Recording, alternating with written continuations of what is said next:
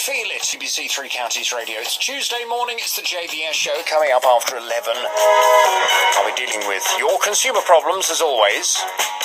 But first, the government has said our aid programme to India will continue despite calls to end it.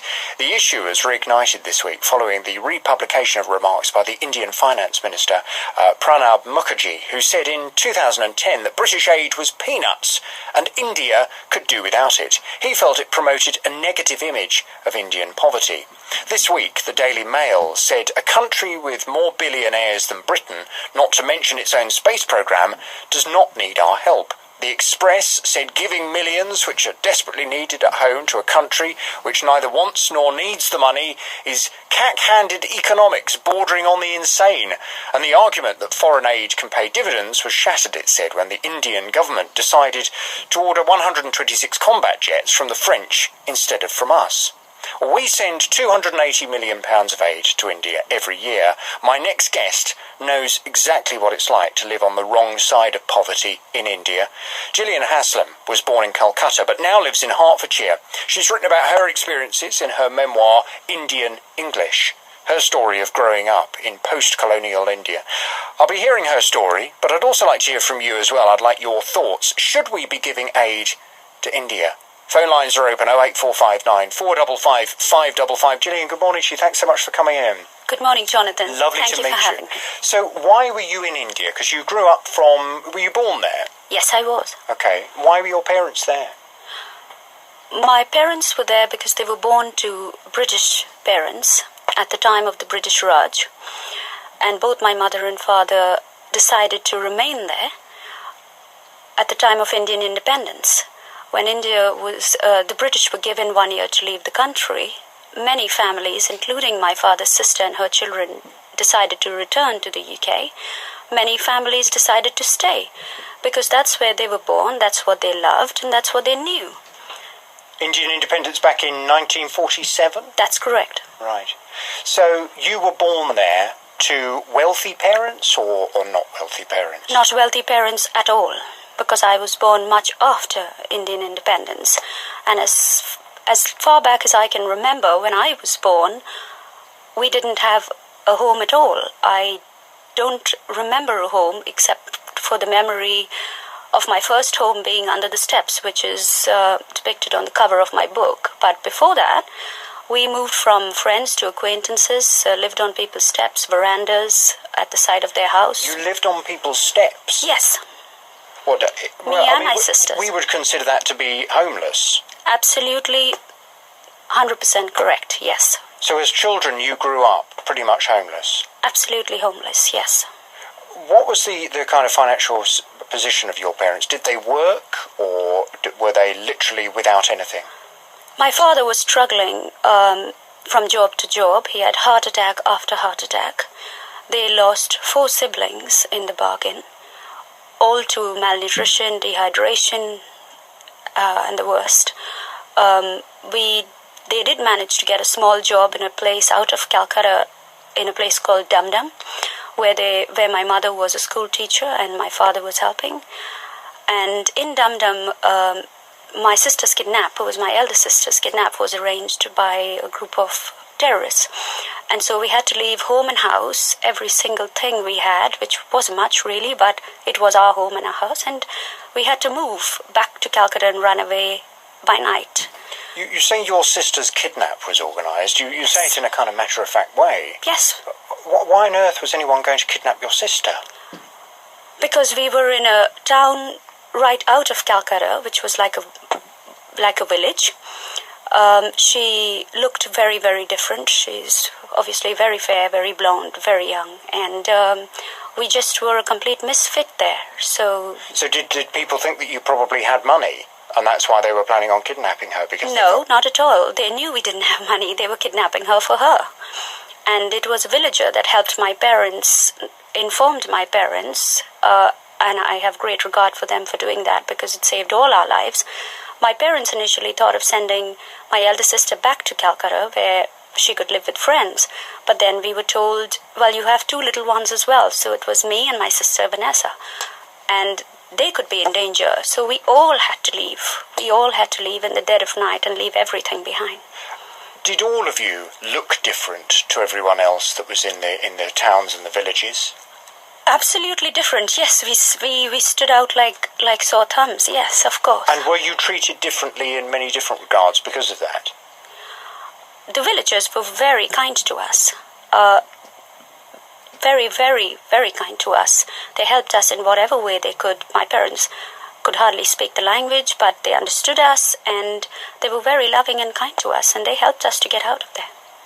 So you then moved from that particular part. Where did you go, and what happened next? We went back to Calcutta, and we went back to living under the steps, as I've written the entire story in my book, and we lived there for, as I recall, about 8 months to a year, because my dad was again suffering with another heart attack that he got on the train back to Calcutta, where he almost stepped off the platform because he lost his eyesight. And he was at the Salvation Army, where they were looking after him free of cost. And you talk about living under the steps. Yes. Was this like, had you created some kind of home with tarpaulin and... Not at all. It wasn't that nice, actually. Really? It was a common area where there was a tube well. It was full of muddy water, full of rats, cockroaches, vermin, wet. People washed their clothes there. They bathed their kids there. And there were steps at the side, and that's all the place we could find to stay. And how did you survive? Because it sounds as if you were living in utter squalor. Yes. But how did you eat? There was a food shop actually opposite, which brings back very fond memories. There was a guy who used to sit outside the fruit shop and fry these things made of flour and cook things, and he used to just be outside on the road. And there were quite a few other food shops, but this one in particular, my sister and myself used to stand looking at him frying those things for hours. And because we used to keep staring at him, he kind of put 2 or 3 in a paper and shoved it in our hands and said, "Now get lost," kind of thing. So we took that, and we used to run away, but we used to stare at him every day. And then there was a movie theater at the side, and there was a guard, and he had a little boy who used to play with us, and he used to give his little boy some food, and we used to get there exactly lunchtime so we could share. So we managed. So you had found, you kind of, the old survival techniques kicked in, and you just found ways of eating. And would you take that food back to your parents? My father, as I said, was in the Salvation Army, but my mother used to be out. And when you say he was in the Salvation Army, you mean he wasn't living with you? No, he wasn't. Right. No, he wasn't. But my mother was out and about trying to do odd jobs. He wasn't. But my mother was out and about trying to do odd jobs, chores for people. She was beaten many times. She went through a lot of hardships. She hardly had even a pair of shoes on her feet. But she would try to bring whatever little food home back for us. And she would always say, "My friends have made me eat too much, so this is for you all." But we knew that she hadn't eaten at all. The love of a mother. Yes, and there's a full chapter about that, actually, where I've explained the ultimate sacrifice that she actually... Your father was quite a lot older than your mum. Yes, 22-year age gap between them. Yes. Right. And why do you think? Because there must have been times when she would have thought, she looked at her situation, she's living underneath the stairs, her daughters are, in effect, having to go and beg food. She must have wondered why this was her lot. Or did she? I think she was too focused on trying to feed us and trying to care for us. And they had lost 2 kids before I was born, as I said, to extreme poverty and malnutrition, etc. In Dum Dum, we lost twins, Kimberly and Alan, and we actually had to bury them in tea cases because we couldn't afford coffins. And till the day my mother passed away, she didn't know where they were buried because my father just left with the villagers and put their bodies somewhere. And why did they die? Poverty again. We'll hear what happened next after this.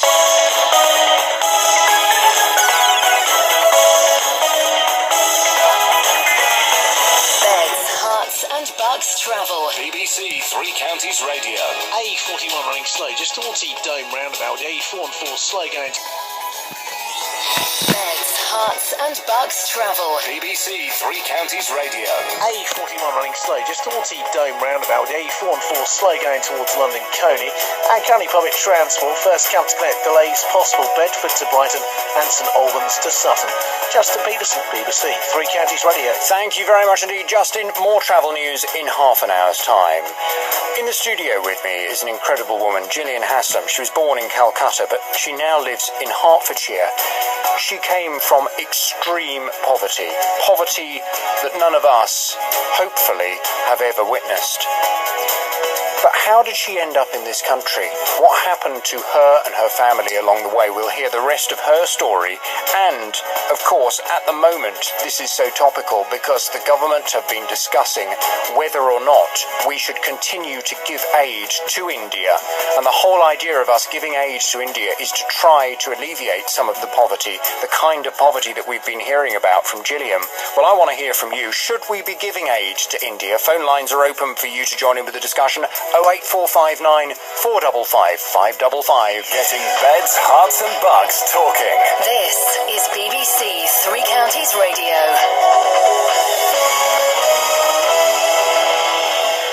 With the headlines, I'm Heather Simons. Dunstable, Letchworth and Luton are among some of the worst towns in the east of England for empty shops, it's claimed today. Figures from the local data company, which compiles an annual study into vacant properties, show Dunstable has over 20% of its shops empty.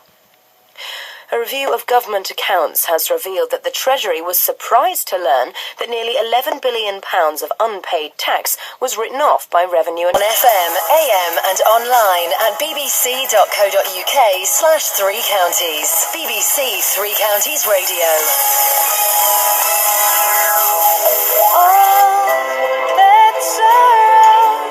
Lay your cards on the table, draw down the moon.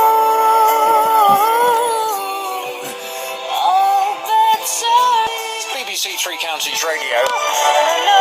In the studio with me on the JBS show, a fascinating lady. Jillian Haslam from Hertfordshire, but not originally. She grew up in India. The daughter of English parents, you'd imagine that she grew up with a very privileged life. However, it was far from that. Her father was rather an unwell man, and they didn't have money, and they grew up in extreme poverty that certainly not many of us, thank goodness, ever have to encounter in our lives. Jillian, you were saying that some of your siblings actually died because of the poverty that you were living in, and I would imagine, was that down to malnourishment? Or? Yes, of course, Jonathan. It was down to malnourishment, no medicines, no money to even buy a bowl of milk. 4 of them died, and the 5th one was brought home to a little slum area where we moved from under the steps. And the doctor said to my mom, take her home because she isn't going to make it, so just have her home. And my mom brought her to this little place, which is concrete but in a slum. And no electricity. It was like being in the black hole of Calcutta. There's some pictures on the website that you can look at. It was terrible living conditions. And when my mom brought her home, she was so malnutrition that her eyes were like completely at the back of her head. She wasn't expected to live, and the doctors gave us a little white powder wrapped up in a bit of newspaper and said, give this to her every half an hour, and that's all we can do. How did you get to see these doctors? I didn't. My mum brought her home from the hospital. But and was this like a national health hospital? Oh, no, it's absolutely, national, absolutely free hospital where people go there by the thousands. And if you can't make it, you're just told so, and you take your baby and go home. And so my mom brought her home, and I remember running to the little tea shop where this man put a little bit of milk in a huge container and then a bucket of water, which was diluted. And in a steel bowl, he just picked up a little bit of milk and said, now get away from here. So I ran home with it, mixed up the little powder in the water and set an alarm clock and gave it to her every half an hour. And she lived through it. We prayed, we cried. We went through very extreme circumstances at that time because there were also like chocolate bombs falling in front of our house and things like that. And when you say chocolate bombs, what do you mean? it was a festival actually, and it wasn't done with any malice, but we were caged, we were kind of boxed in a very, very narrow lane, and our house was in that lane. And this was in like a slum? Yes, a total slum where I think 1,500 people shared 3 toilets, maybe more. And we were in this little room that there was no sunlight at all, and the passage was so narrow that they kept dropping these chocolate bombs in front of our house hour after hour. I remember holding my sister and blocking her ears, terrified myself. My parents were terrified, and we didn't expect her to live through that. But prayers, a lot of love saved her. And when I brought her to the UK, before that, she was school captain. She topped the Birkbeck University here in UK. Her pictures were all over a very narrow lane, and our house was in that lane. And this was in like a slum? Yes, a total slum where I think 1,500 people shared 3 toilets, maybe more. And we were in this little room that there was no sunlight at all, and the passage was so narrow that they kept dropping these chocolate bombs in front of our house hour after hour. I remember holding my sister and blocking her ears, terrified myself. My parents were terrified, and we didn't expect her to live through that. But prayers, a lot of love saved her. And when I brought her to the UK, before that, she was school captain. She topped the Birkbeck University here in UK. Her pictures were all over London, and she's beautiful, very intelligent, and a wonderful human being, actually. The frustration at the loss, particularly to your mother. I mean, for a mother to lose a child, I can't understand it, but I would imagine it's the worst kind of grief that you can ever go through. And yet your mother lost four of her children. Yes. All because of a lack of money, ultimately. That must have been very difficult for her to ever come to terms with. It was indeed, Jonathan, and as little as we were, she used to sometimes turn her back to us, and we knew that she was hurting terribly, and we used to say, "Mom, are you crying?" And she would say, no, just something's gone in my eye or something like that. And she would always come up with these excuses for everything that she felt, but she always put us first at all times. And she died of cancer eventually, very young, and her life was an entire sacrifice for all of us. She protected us to the best of her ability, and I couldn't be more grateful. As you're talking, it may well be that people are listening thinking, oh, well, this is a lady who's obviously, she's now 80, she's now 90, she's talking about many, many, many years ago. You're a young woman. This all happened recently. This is not something that happened many, many years in the past. No, not at all. So this must mean that this kind of poverty that you're describing is still a reality. Absolutely. It's definitely a reality. People go through it even to this day. I know so many families who are still living it. How did you come from living in such extreme poverty in India to suddenly living in Hertfordshire, to sitting in front of me looking well-groomed, smelling lovely, if I may say so? How did that transition happen? Many people attribute it to me having a will to go on and never to give up. And when my mom died, my dad was 80 years old, almost 80 by then. How long ago was it your mum died? Oh, my mom died many years ago, about 15 years ago. Right. And I took over the 2 little ones to look after them full time, and my dad was pretty old, so I took him. How old were you at that point? Oh, I was about 17, but I started looking after them when I was actually 8 years old. I was kept from school most of the term to look after them while my mother went out for food, so I was quite used to it. And then I went to Delhi, got a job, and then took them over full time and started looking after them and my father. Had you had any education? Yes, I completed my entire schooling and education at a boarding school that was started by the British, and I was kept home, yes, to look after them, but I still went to school and I still managed to pass.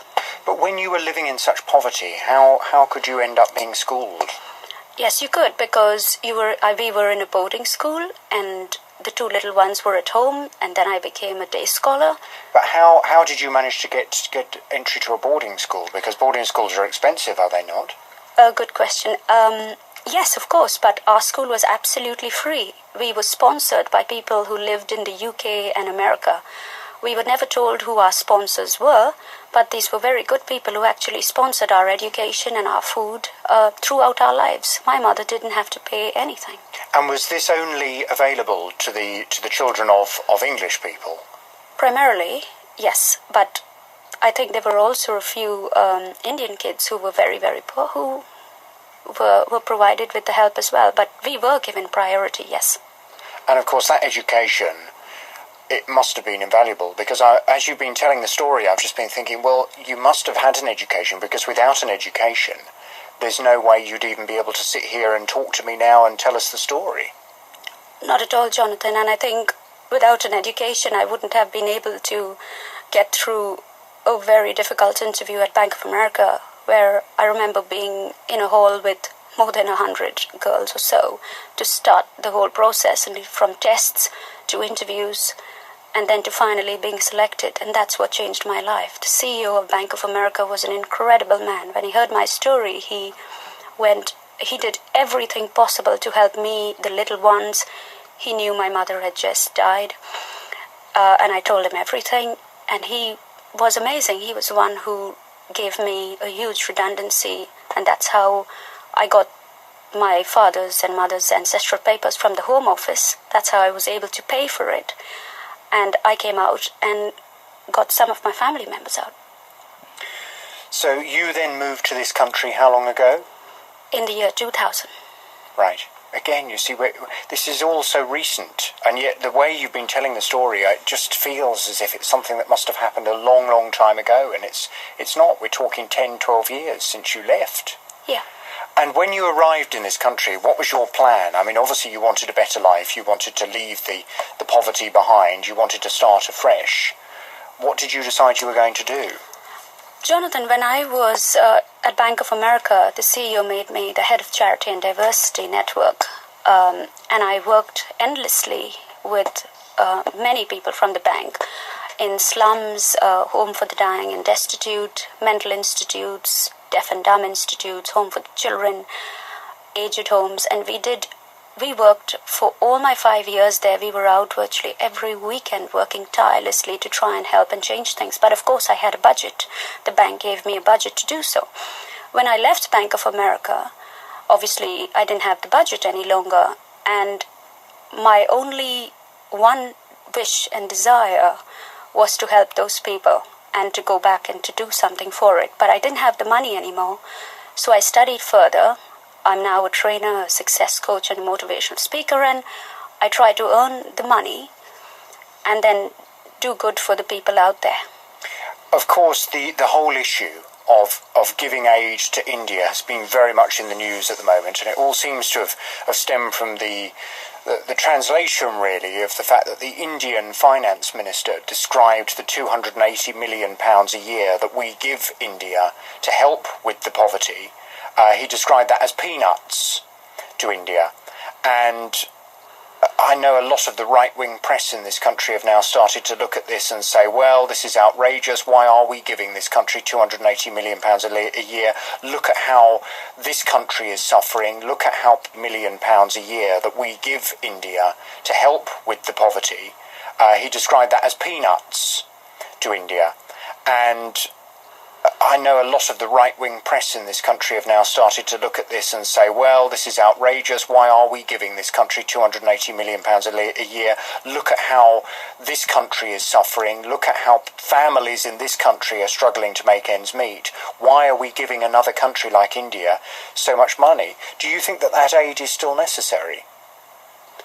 I very much believe so, Jonathan.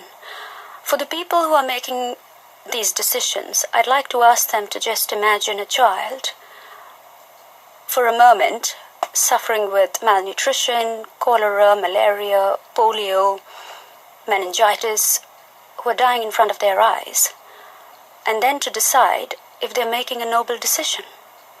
I don't think so. Well, Peter Bone is one of 3 Conservative MPs who've been calling on the government to aid the end package to India. Unfortunately, he couldn't join us on the programme live, but I was able to grab him before we came on air this morning, and I asked him why he feels we shouldn't continue to give aid to India. Well, I mean, partly, as the Indian minister said, it is a relatively small amount of money, and India is a superpower. It has its own aid programs to other countries. It has a space program, it has a nuclear bomb, it's a major powerhouse. Why on earth should we be giving that country aid? It's a little insulting to the Indians. It's rather like India giving us aid. We would be a bit miffed by it.